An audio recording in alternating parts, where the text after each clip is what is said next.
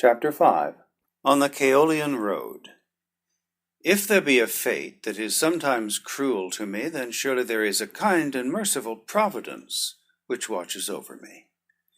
As I toppled from the tower into the horrid abyss below, I counted myself already dead, and Thurid must have done likewise, for he evidently did not even trouble himself to look after me, but must have turned and mounted the waiting flyer at once. 10 feet only I fell, and then a loop of my tough leathern harness caught upon one of the cylindrical stone projections in the tower's surface, and held. Even when I had ceased to fall, I could not believe the miracle that had preserved me from instant death, and for a moment I hung there, cold sweat exuding from every pore of my body. But when at last I had worked myself back to a firm position, I hesitated to ascend, since I could not know that Thurid was not still awaiting me above. Presently, however, there came to my ears the whirring of the propellers of a flyer, and as each moment the sound grew fainter, I realized that the party had proceeded toward the south without assuring themselves as to my fate. Cautiously I retraced my way to the roof, and I must admit that it was with no pleasant sensation that I raised my eyes once more above its edge. But to my relief there was no one in sight, and a moment later I stood safely upon its broad surface. To reach the hangar and drag forth the only other flyer which it contained was the work of but an instant. And just as the 2 Thurn warriors whom Matai Shang had left to prevent this very contingency emerged upon the roof from the tower's interior, I rose above them with a taunting laugh. Then I dived rapidly to the inner court where I had last seen Wula, and to my immense relief found the faithful beast still there. The 12 great banths lay in the doorways of their lairs, eyeing him and growling ominously, but they had not disobeyed Thuvia's injunction, and I thanked the fate that had made her their keeper within the Golden Cliffs, and endowed her with the kind and sympathetic nature that had won the loyalty and affection of these fierce beasts for her. Wula leaped in frantic joy when he discovered me, and as the flyer touched the pavement of the court for a brief instant, he bounded to the deck beside me, and in the bear-like manifestation of his exuberant happiness, all but caused me to wreck the vessel against the courtyard's rocky wall. Amid the angry shouting of Thurn guardsmen, we rose high above the last fortress of the Holy Therns, and then raced straight toward the northeast and Caol, the destination which I heard from the lips of Matai Shang. Far ahead, a tiny speck in the distance, I made out another flyer late in the afternoon. It could be none other than that which bore my lost love and my enemies. I had gained considerably on the craft by night, and then, knowing that they must have sighted me and would show no lights after dark, I set my destination compass upon her, that wonderful little Martian mechanism, which, once attuned to the object of destination, points away toward it, irrespective of every change in its location. All that night we raced through the Barsoomian void, passing over low hills and dead sea bottoms, above long deserted cities and populous centers of red Martian habitation, upon the ribbon-like lines of cultivated land which border the globe-encircling waterways, which Earthmen call the canals of Mars. Dawn showed that I had gained appreciably upon the flyer ahead of me. It was a larger craft than mine, and not so swift, but even so, it had covered an immense distance since the flight began. The change in vegetation below showed me that we were rapidly nearing the equator.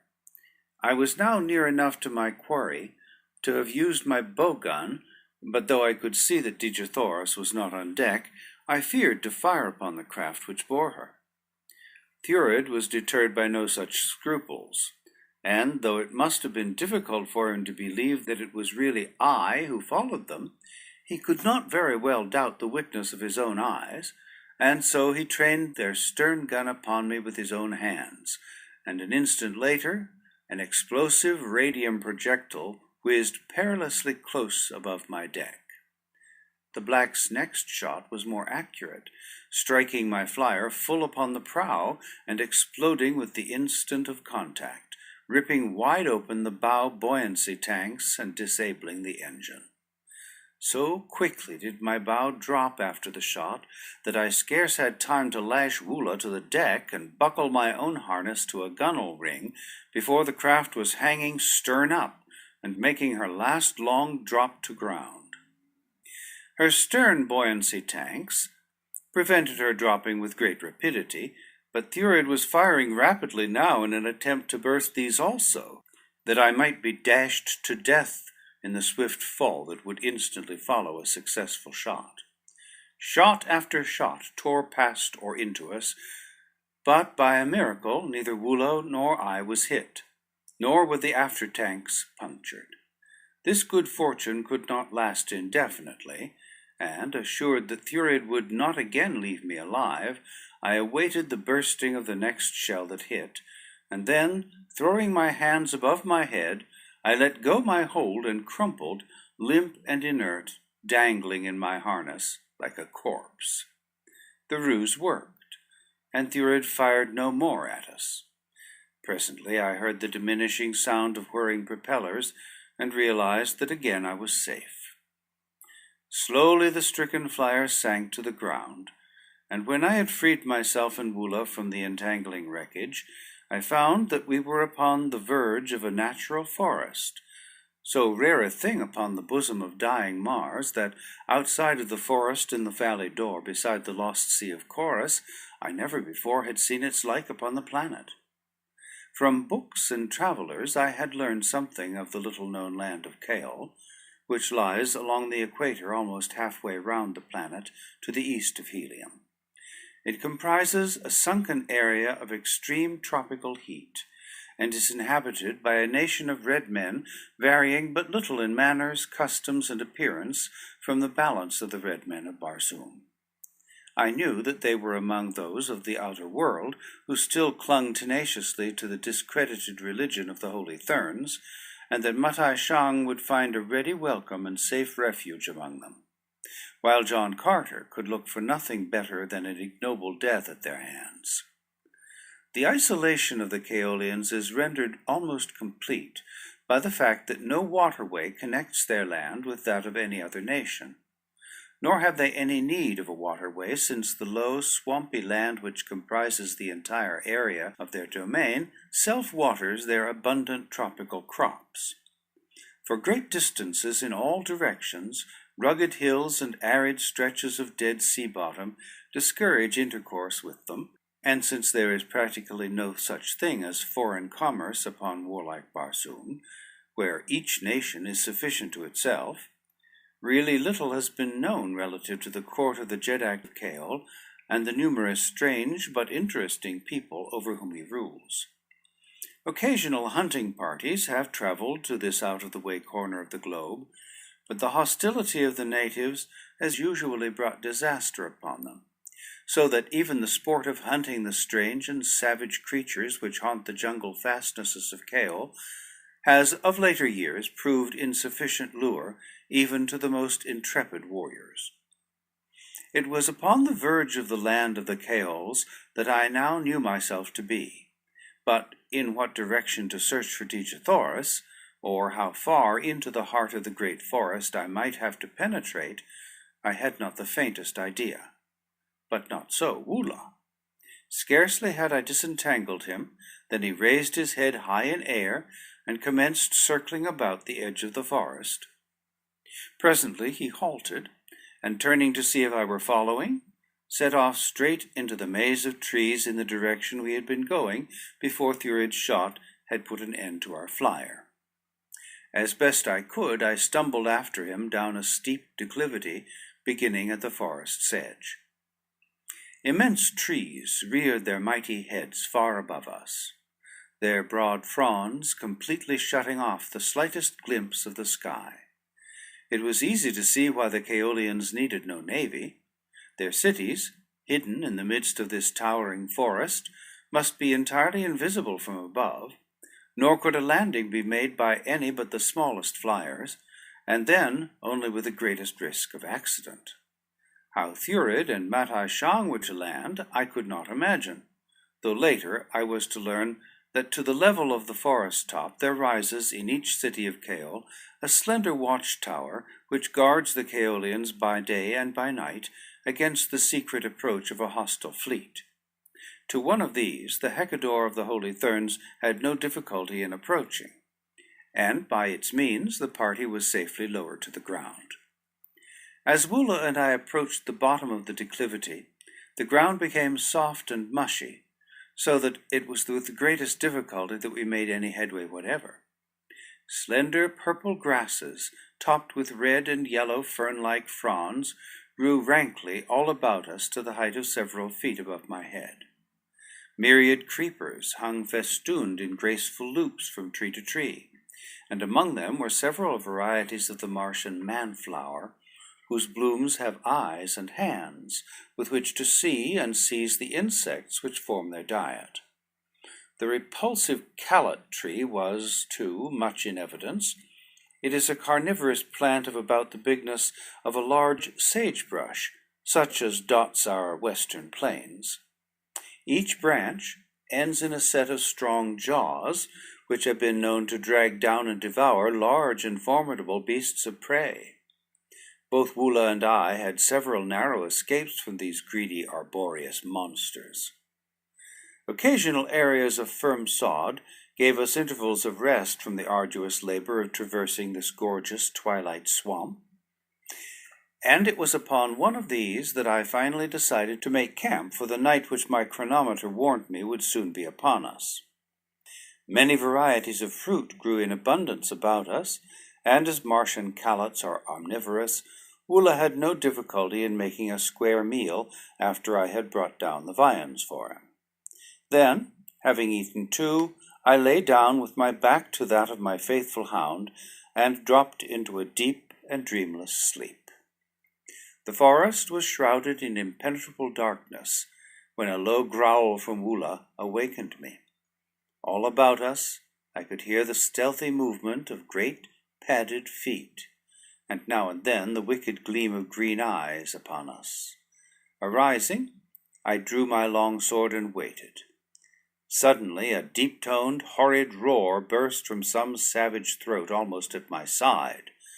What a fool I had been not to have found safer lodgings for myself and Woola among the branches of one of the countless trees that surrounded us.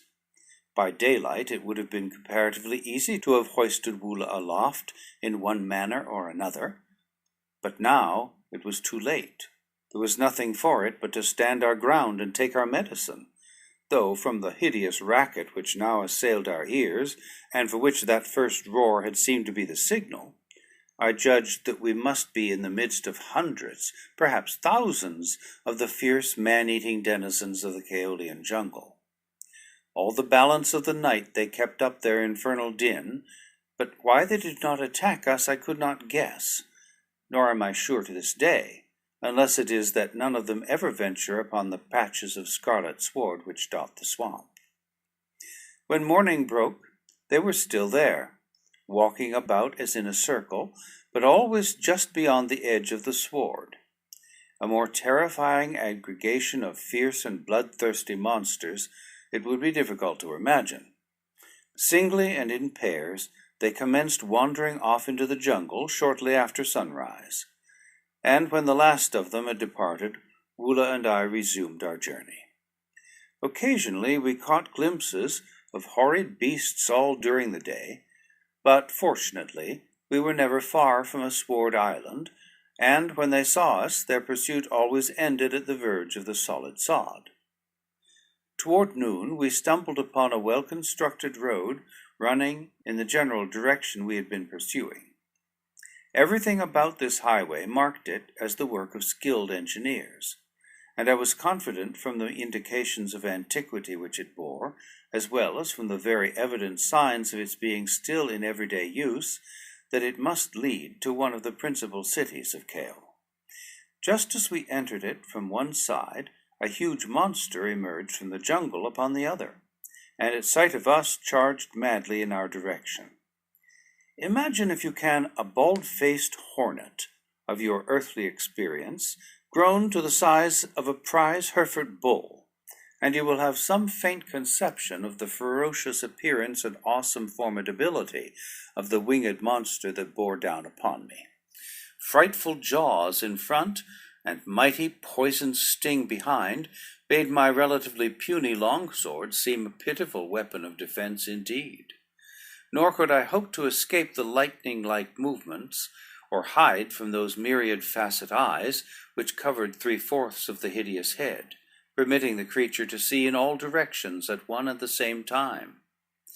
Even my powerful and ferocious Woola was as helpless as a kitten before that frightful thing. But to flee were useless, even had it ever been to my liking to turn my back upon a danger. So I stood my ground, Woola snarling at my side, my only hope to die as I had always lived, fighting. The creature was upon us now, and at the instant there seemed to me a single slight chance of victory.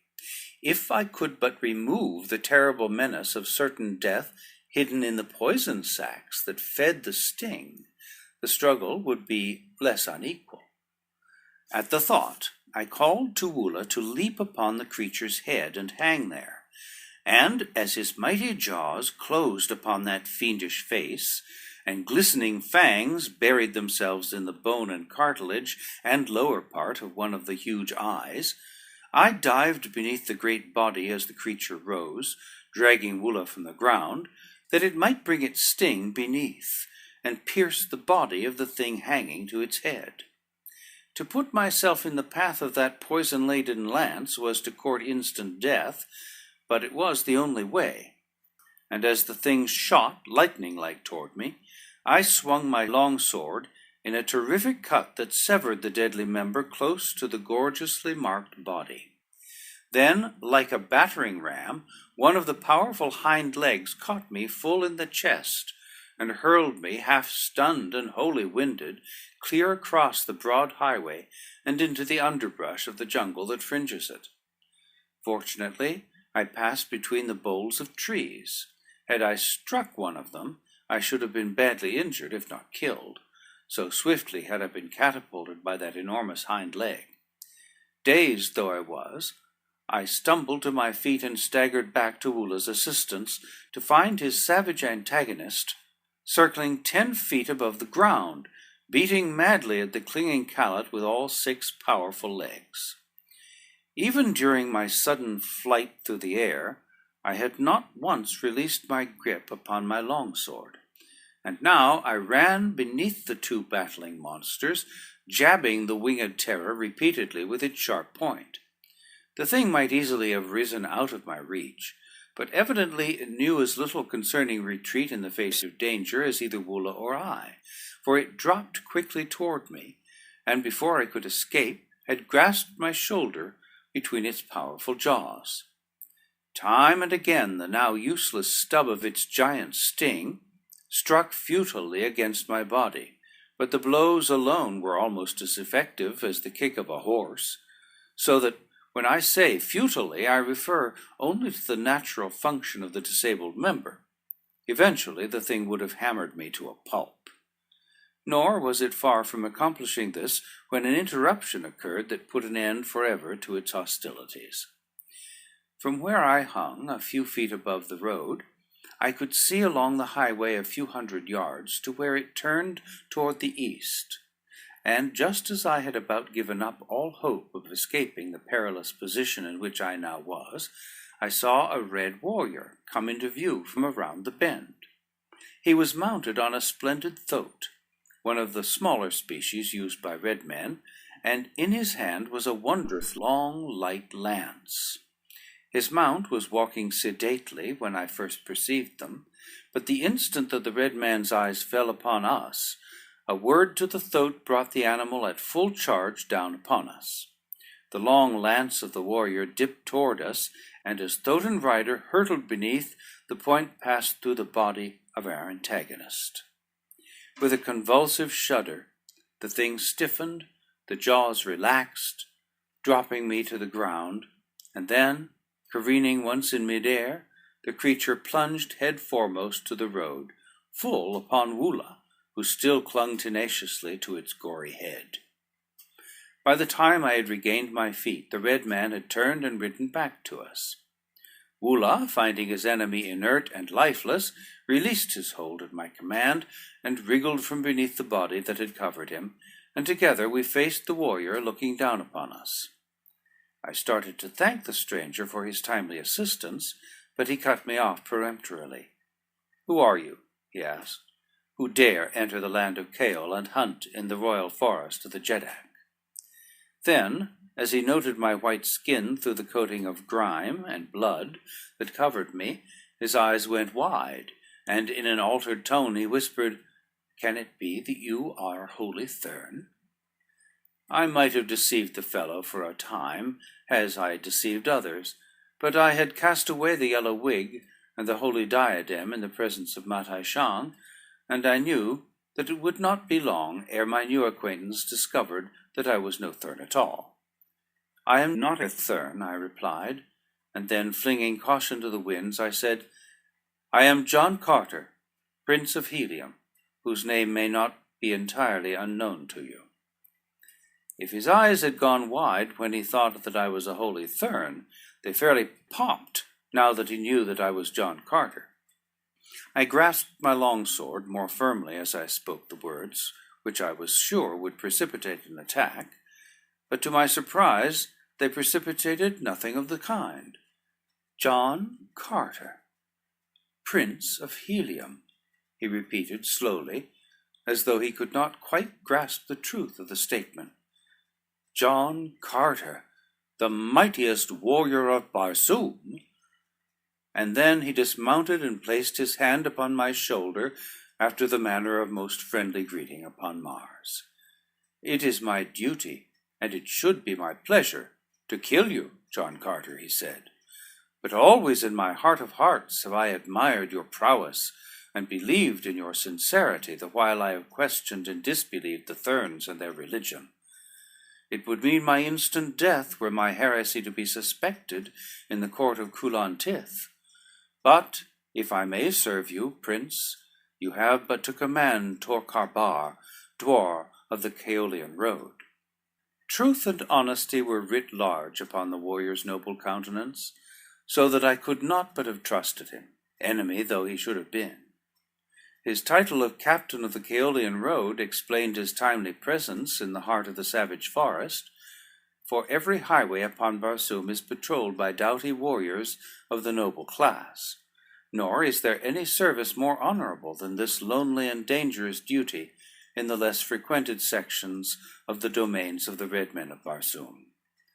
"Torkar Bar has already placed a great debt of gratitude upon my shoulders," I replied, pointing to the carcass of the creature from whose heart he was dragging his long spear. The red man smiled. "It was fortunate that I came when I did," he said. "Only this poisoned spear, pricking the very heart of a Sith, can kill it quickly enough to save its prey. In this section of Kaol we are all armed with a long Sith spear, whose point is smeared with the poison of the creature it is intended to kill. No other virus acts so quickly upon the beast as its own. Look," he continued, drawing his dagger and making an incision in the carcass a foot above the root of the sting, from which he presently drew forth 2 sacks, each of which held fully a gallon of the deadly liquid. "Thus we maintain our supply, though were it not for certain commercial uses to which the virus is put, it would scarcely be necessary to add to our present store, since the Sith is almost extinct.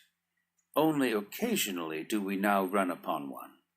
Of old, however, Kaol was overrun with the frightful monsters that often came in herds of 20 or 30, darting down from above into our cities and carrying away women, children, and even warriors."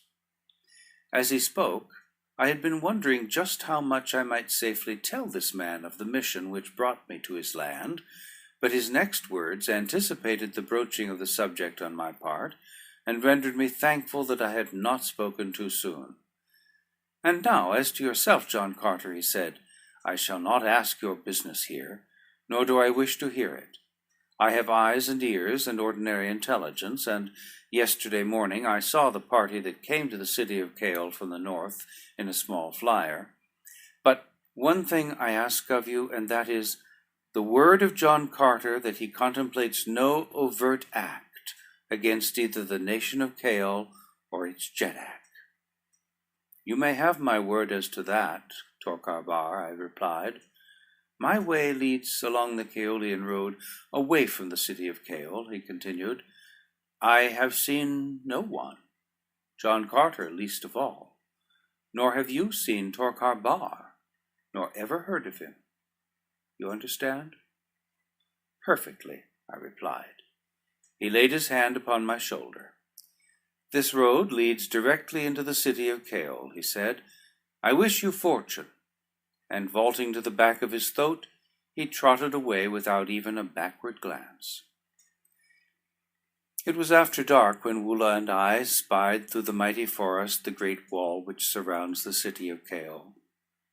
We had traversed the entire way without mishap or adventure, and though the few we had met had eyed the great Calot wonderingly, none had pierced the red pigment with which I had smoothly smeared every square inch of my body.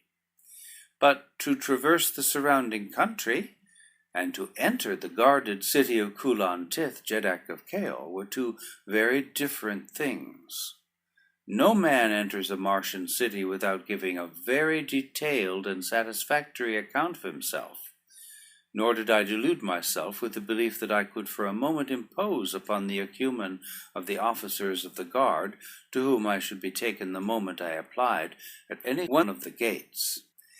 My only hope seemed to lie in entering the city surreptitiously under cover of the darkness, and once in, trust to my own wits to hide myself in some crowded quarter where detection would be less liable to occur.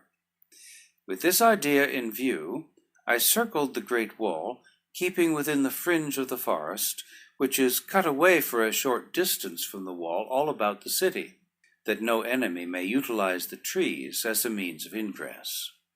Several times I attempted to scale the barrier at different points, but not even my earthly muscles could overcome that cleverly constructed rampart. To a height of 30 feet, the face of the wall slanted outward, and then, for about an equal distance, it was perpendicular, above which it slanted in again for some 15 feet to the crest, and smooth, polished glass could not be more so. Finally, I had to admit that at last I had discovered a Barsoomian fortification which I could not negotiate. Discouraged, I withdrew into the forest beside a broad highway which entered the city from the east, and with Wula beside me, lay down to sleep. End of chapter 5. Recording by Thomas Copeland. Amid the angry shouting of Thurn guardsmen, we rose high above the last fortress of the Holy Therns, and then raced straight toward the northeast and Chaol, the destination which I heard from the lips of Matai Shang. Far ahead, a tiny speck in the distance, I made out another flyer late in the afternoon. It could be none other than that which bore my lost love and my enemies.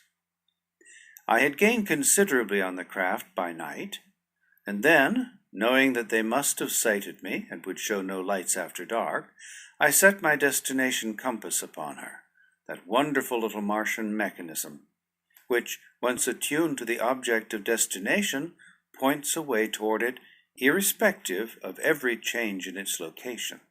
All that night we raced through the Barsoomian void, passing over low hills and dead sea bottoms. Roof from the tower's interior, I rose above them with a taunting laugh.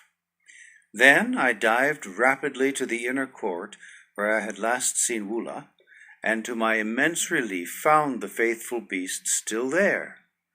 The 12 great banths lay in the doorways of their lairs, eyeing him and growling ominously, but they had not disobeyed Thuvia's injunction, and I thanked the fate that had made her their keeper within the Golden Cliffs, and endowed her with the kind and sympathetic nature that had won the loyalty and affection of these fierce beasts for her. Wula leaped in frantic joy when he discovered me, and as the flyer touched the pavement of the court for a brief instant, he bounded to the deck beside me, and in the bear-like manifestation of his exuberant happiness, all but caused me to wreck the vessel against the courtyard's rocky wall. Chapter 5. On the Caolian Road. If there be a fate that is sometimes cruel to me, then surely there is a kind and merciful providence which watches over me. As I toppled from the tower into the horrid abyss below, I counted myself already dead, and Thurid must have done likewise, for he evidently did not even trouble himself to look after me, but must have turned and mounted the waiting flyer at once. 10 feet only I fell, and then a loop of my tough leathern harness caught upon one of the cylindrical stone projections in the tower's surface, and held. Even when I had ceased to fall, I could not believe the miracle that had preserved me from instant death, and for a moment I hung there, cold sweat exuding from every pore of my body. But when at last I had worked myself above long-deserted cities and populous centers of red Martian habitation, upon the ribbon-like lines of cultivated land which border the globe-encircling waterways, which Earthmen call the canals of Mars, dawn showed that I had gained appreciably upon the flyer ahead of me. It was a larger craft than mine, and not so swift, but even so, it had covered an immense distance since the flight began. The change in vegetation below showed me that we were rapidly nearing the equator. I was now near enough to my quarry to have used my bow gun, but though I could see that Dejathoros was not on deck, I feared to fire upon the craft which bore her. Thurid was deterred by no such scruples, and though it must have been difficult for him to believe that it was really I who followed them, he could not very well back to a firm position. I hesitated to ascend, since I could not know that Thurid was not still awaiting me above. Presently, however, there came to my ears the whirring of the propellers of a flyer, and as each moment the sound grew fainter, I realized that the party had proceeded toward the south without assuring themselves as to my fate. Cautiously I retraced my way to the roof, and I must admit that it was with no pleasant sensation that I raised my eyes once more above its edge. But to my relief there was no one in sight, and a moment later I stood safely upon its broad surface. To reach the hangar and drag forth the only other flyer which it contained was the work of but an instant, and just as the 2 Thurn warriors whom Matai Shang had left to prevent this very contingency emerged upon the